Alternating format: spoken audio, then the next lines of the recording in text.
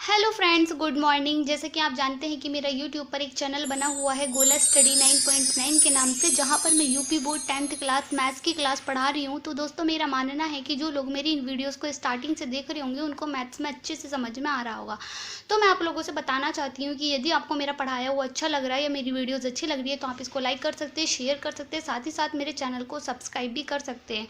तो दोस्तों, मैं आप लोगों से बताना चाहती हूँ, जो लोग मेरी वीडियो स्टार्टिंग से देखना चाहते हैं वो लोग प्लेलिस्ट में जाकर सीरियल से मेरी वीडियो देख सकते हैं। वहाँ पर मैंने प्लेलिस्ट में अपनी सारी वीडियो अपलोड की हुई है, तो आप वहाँ पर जाकर उसको अच्छे से देख सकते हैं। तो अब हम स्टार्ट करते हैं। जैसे कि आप देख रहे थे कि हम कल HCF के बारे में पढ़ रहे थे और आज हम LCM के कुछ क्वेश्चंस करने वाले हैं। तो आइए अब हम इसको स्टार्ट करते हैं। तो जैसे कि आप देख रहे होंगे कि आपका क्वेश्चन नंबर 1 आपको दिया हुआ है कि बहुपदों P f of x equal to x plus 3 into x minus 2 का होल स्क्वायर, और आपको दिया हुआ है Q f of x equal to x minus का 2 इंटू एक्स माइनस का 6 का आपको लैसे बताना है, या हम बोल सकते हैं कि हमें इसका LCM बताना है। तो LCM लेने के बारे में आप अच्छे से जानते हैं कि हम LCM कैसे लेते हैं। जो भी हमें दिया होता है हम उसके फैक्टर निकाल लेते हैं या हम उसको डिवाइड करके लिख लेते हैं। उसके बाद हम कॉमन लेते हैं और कॉमन को लिख लेते हैं, और कॉमन को लिखने के बाद जो भी हमारा बचता है हम उसको भी लिख देते हैं और आपस में उसकी गुणा कर देते हैं, और वही हमारा आंसर हो जाता है, या हम कह सकते हैं कि यही हमारा LCM होता है।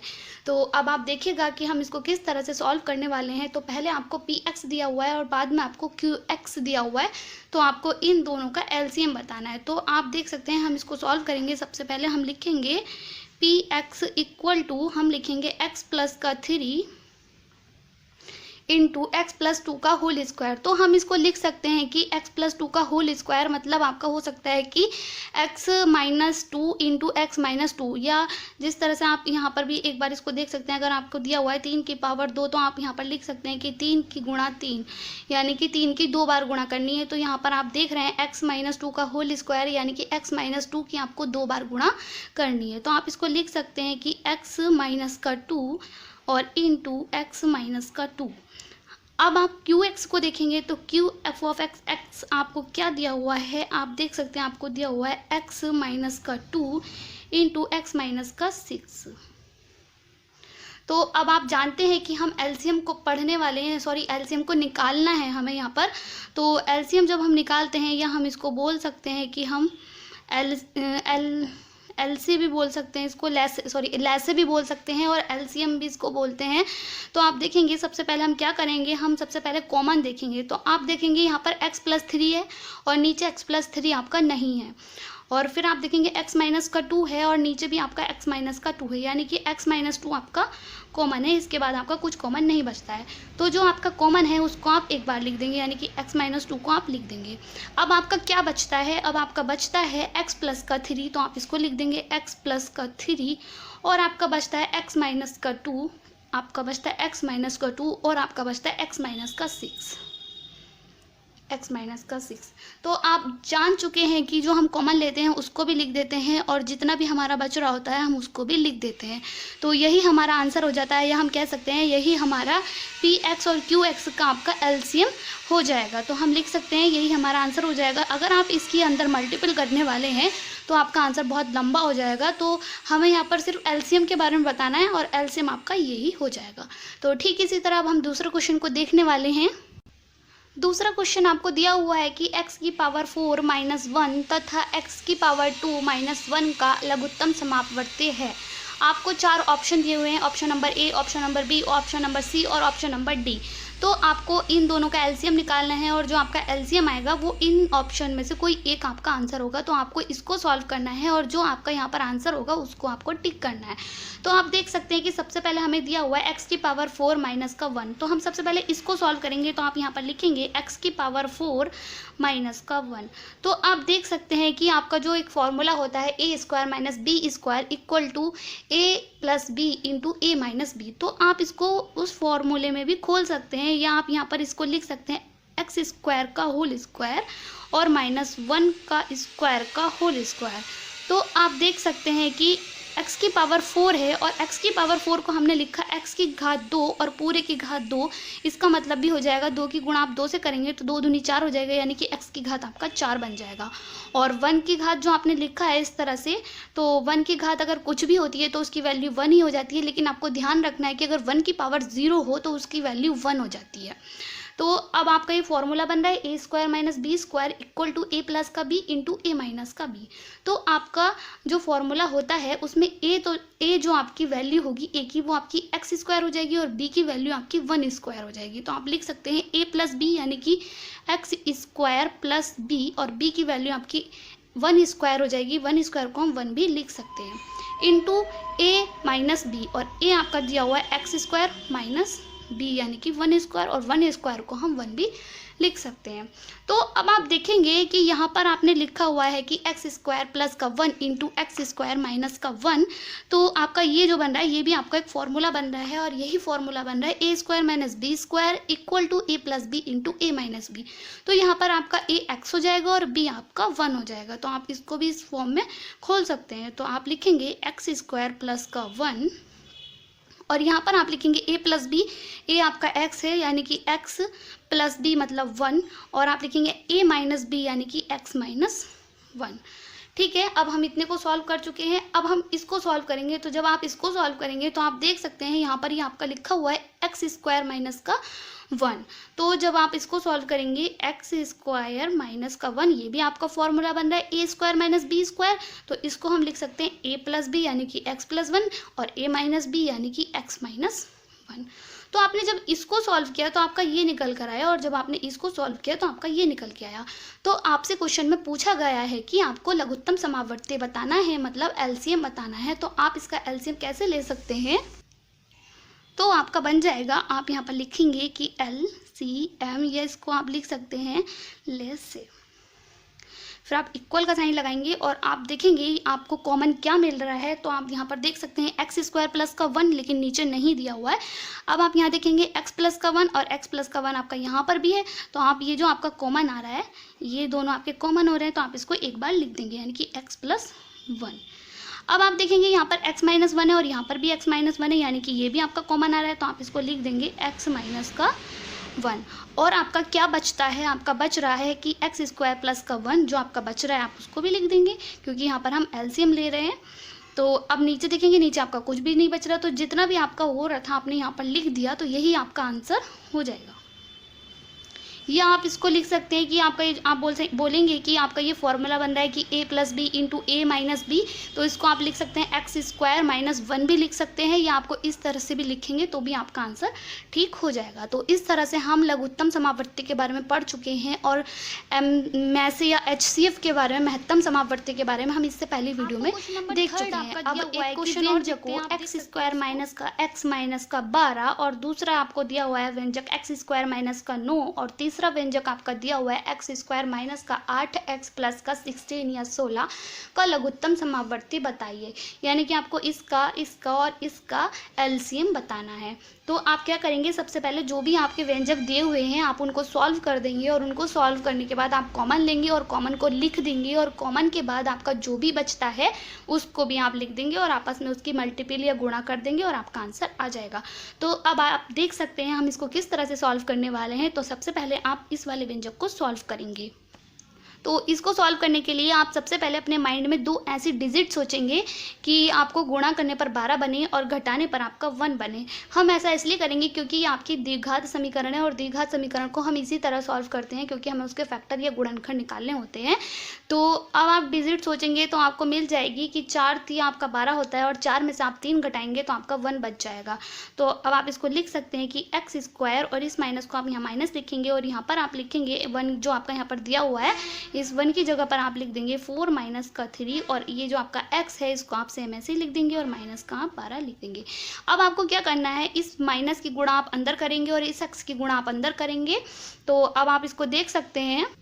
तो आप लिखेंगे कि एक्स स्क्वायर और माइनस की गुणा जब आप अंदर करेंगे माइनस प्लस माइनस हो जाएगा, और 4 की गुणा आप एक्स में करेंगे तो आपका 4x हो जाएगा, और माइनस की गुणा आप माइनस से करेंगे तो माइनस माइनस आपका प्लस हो जाएगा, और 3 की गुणा आप एक्स से करेंगे तो आपका 3x हो जाएगा, और माइनस का आप 12 लिख देंगे। अब आप क्या करेंगे, ये जो आपको दिया हुआ है इसके जोड़े बनाएंगे और इसके पेयर बनाएंगे और इनमें से आप कॉमन लेंगे। तो आप देख सकते हैं यहाँ पर आपको कॉमन इन दोनों में से मिल जाएगा x। अब आपका यहाँ पर क्या बचता है, x बचेगा और माइनस का आपका 4 बचेगा, क्योंकि ये x आप कॉमन बाहर ले चुके हैं।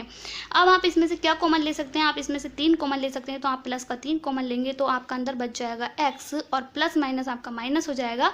और कॉमन लेने का मतलब भाग देना होता है, घटाना नहीं होता है। तो जब आप 12 को 3 से भाग देंगे तो आपका बन जाएगा 4।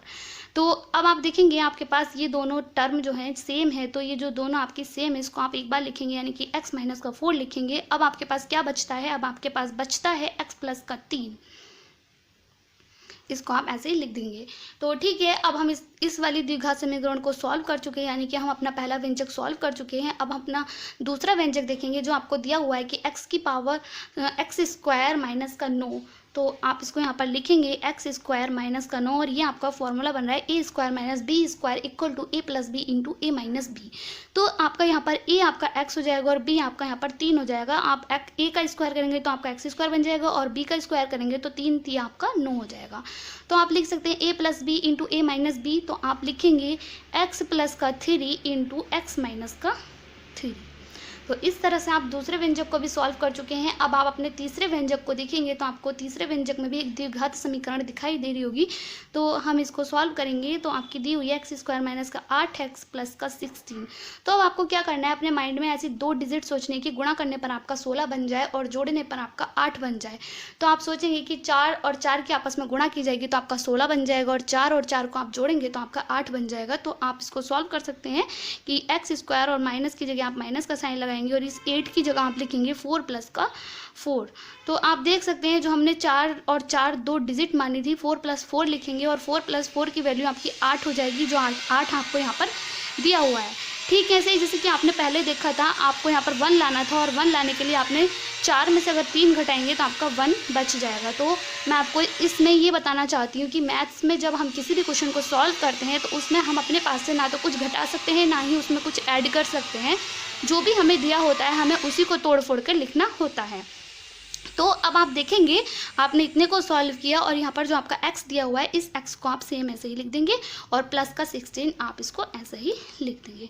अब आपको क्या करना है, आप देख रहे होंगे कि यहाँ पर जो आपको माइनस दिया हुआ है इस माइनस की गुणा आप अंदर ब्रैकेट में कर देंगे, और ये जो आपका x है इसकी गुणा आप अंदर कर देंगे। तो जब आप इसकी गुणा करेंगे तो आप देख सकते हैं आपका बन जाएगा एक्स स्क्वायर माइनस की गुणा आप जब यहाँ करेंगे प्लस माइनस आपका माइनस हो जाएगा, और 4 की गुणा आप x से करेंगे तो आपका बन जाएगा 4x। अब इस माइनस की गुणा आप इस प्लस में करेंगे तो प्लस माइनस आपका माइनस हो जाएगा, और 4 की गुणा जब आप x में करेंगे तो आपका 4x हो जाएगा, और प्लस का 16 आप सेम ऐसे ही लिख देंगे। अब आपको क्या करना है, अब आप देखेंगे यहाँ पर 2 पेयर बनाएंगे इस तरह से, और इनमें से आप कॉमन लेंगे। तो इन दोनों में से आपको कॉमन क्या मिल जाएगा, इसमें से आपको x कॉमन मिल जाएगा। तो आपके पास अंदर बचेगा x और माइनस का 4। यहाँ पर आप माइनस के नीचे माइनस का साइन लगाएंगे, और आप देखेंगे कि इसमें से आप क्या कॉमन ले सकते हैं, इसमें से आप 4 कॉमन ले सकते हैं। जब आप 4 कॉमन लेंगे तो यहाँ पर आपका बच जाएगा x, प्लस माइनस आपका माइनस हो जाएगा, और जब आप 16 को 4 से भाग देंगे तो आपका बन जाएगा 4। तो यहाँ पर जो पद आना है सेम वही पद आपका यहाँ पर आना चाहिए। तो ये जो दोनों पद आपके सेम एक जैसे आए हुए हैं इसको हम एक बार लिख देंगे। तो हम लिखेंगे x माइनस का 4। अब आपके पास क्या बचता है, अब आपके पास बचता है x और ये वाला माइनस का 4। तो आप इसको भी लिख देंगे।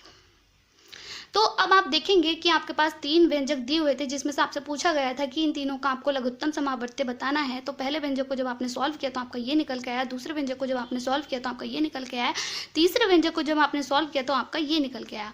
तो अब आप देख सकते हैं इन तीनों का आपको से लेना है, या हम बोल सकते हैं एलसीएम लेना है। तो एलसीएम में आप जानते हैं क्या करते हैं कि जो कॉमन होता है उसको लिख देते हैं, और जो भी उसके बाद जो बचता है आप उसको भी लिख देते हैं, और आपस में उसकी मल्टीपल या गुणा कर देते हैं, आपका आंसर आ जाता है। तो अब आप देखेंगे कि आपको कॉमन क्या मिलने वाला है। तो आप देखेंगे यहाँ पर x प्लस का 3 है। सबसे पहले हम देखेंगे x माइनस का 4 है, लेकिन यहाँ पर x माइनस 4 नहीं है, यहाँ पर x माइनस 4 है। तो यहाँ पर कॉमन हमें नहीं मिल रहा। तो अब आप इसमें देखेंगे यहाँ पर x प्लस का 3 है, यहाँ पर भी x प्लस का 3 है, लेकिन यहाँ पर x प्लस का 3 नहीं है। अब आप यहाँ देखेंगे x माइनस 3 यहाँ नहीं है, यहाँ भी नहीं है। इसका मतलब ये है कि आपका ऐसा कुछ नहीं है जो इन तीनों में कॉमन हो। तो अब आप क्या करेंगे, तो आप अपने देखेंगे दो व्यंजकों को देखेंगे, यानी कि उनका सॉल्यूशन देखेंगे। तो आप देख सकते हैं कि यहाँ पर और यहाँ पर आपको क्या कॉमन मिल रहा है। तो आप देखकर बता सकते हैं यहाँ पर x प्लस का 3 है और यहाँ पर x प्लस का 3 है, ये कॉमन है। लेकिन x प्लस का 3 आपका यहाँ पर नहीं है, यहाँ पर नहीं है, तो आपका x प्लस 3 इन दोनों में तो कॉमन बन रहा है, और जो आपका कॉमन बन रहा है उसको आप एक बार लिख देंगे। तो आप यहाँ पर लिख देंगे x प्लस का 3। अब आप देखेंगे कि x माइनस का 4 आपका यहाँ पर है और x माइनस का 4 आपका यहाँ नहीं है, लेकिन x माइनस का 4 आपका यहाँ पर है। तो आप देख सकते हैं कि आपका ये कॉमन बन रहा है। तो आपका ये जो दो यहाँ पर और यहाँ पर जो आपका कॉमन बन रहा है, इसको आप यहाँ पर एक बार लिख देंगे। तो आप लिख देंगे x माइनस का 4।